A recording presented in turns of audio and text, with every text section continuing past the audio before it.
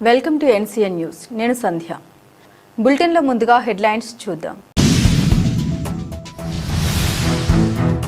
కార్మికుల ప్రాణాలకు భరోసా ఎక్కడ? ప్రమాద పరిహారం ప్రకటించాలని డిమాండ్.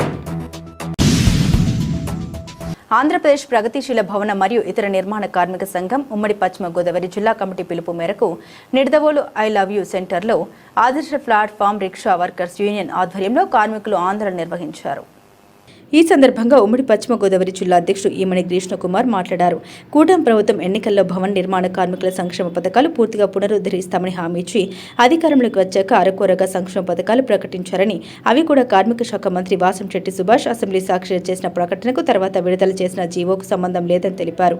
దశాబ్దాల నుండి దేశవ్యాప్తంగా భవన నిర్మాణ కార్మికులకు అమలు చేస్తున్న సంక్షేమ పథకాలు కూడా ఎత్తివేసి కార్మికులకు ద్రోహం చేసిన నేపథ్యంలో ఐఎఫ్టియు అనుబంధ ప్రగతిశీల భవన నిర్మాణ కార్మిక సంఘం ఉమ్మడి పశ్చిమ గోదావరి జిల్లా కమిటీ ఈ నెల 1 నుండి 7 వరకు ఆందోళన కార్యక్రమాలు నిర్వహిస్తున్నామని, ఇప్పటికైనా ప్రభుత్వం స్పందించి తమ ఎన్నికల హామీ మేరకు పూర్తి స్థాయిలో సంక్షేమ పథకాలు అమలు చేయాలని డిమాండ్ చేశారు.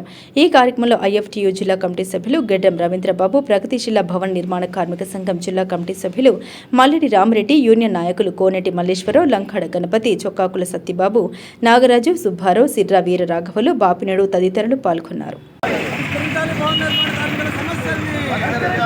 అమలు చేయాలి భవన నిర్మాణ కార్మికులకు ప్రమాద బీమా పరిహారాన్ని. అమలు చేయాలి భవన నిర్మాణ కార్మికులకు ప్రమాద బీమా పరిహారాన్ని.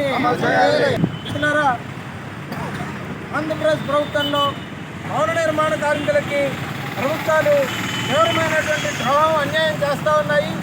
గత 7 సంవత్సరాల కాలంలో, అంటే గత వైసీపీ ప్రభుత్వం నుంచి భవన నిర్మాణ రంగ కార్మికులకు రావాల్సినటువంటి సంక్షేమ పథకాలన్నింటినీ కూడా నిలుపుదల చేయడం జరిగింది. అయితే కూటమి ప్రభుత్వం ఎన్నికల్లో ప్రతి బహిరంగ సభలోనూ భవన నిర్మాణ కార్మికులకి తాము అండగా ఉంటామని చెప్పేసి నమ్మబలికి వీరు ఓట్లు వేయించుకొని ఎన్నికల్లో గెలిచారు.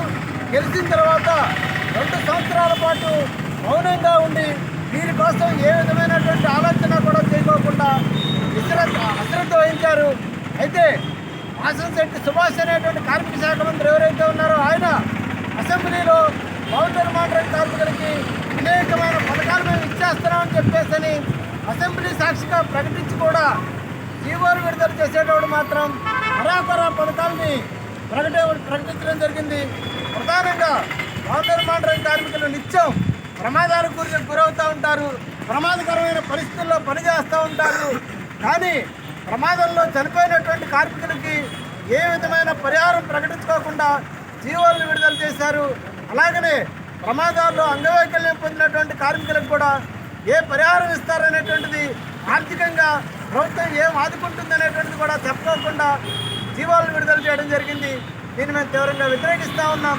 కార్మిక వర్గాలు ఈ డిమాండ్ని కూడా పక్కన పెట్టి పాలన చేస్తూ ఉన్నారు. తక్షణమే ఈ డిమాండ్లన్నింటినీ కూడా పరిష్కారం చేయాలని చెప్పేసి డిమాండ్ చేస్తూ ఉన్నాం. కృష్ణకుమార్, ప్రగతిశీల భవన నిర్మాణ కార్మిక సంఘం ఉమ్మడి పశ్చిమ గోదావరి జిల్లా ప్రెసిడెంట్. అమలు చేయాలి భవన నిర్మాణ కార్మికుల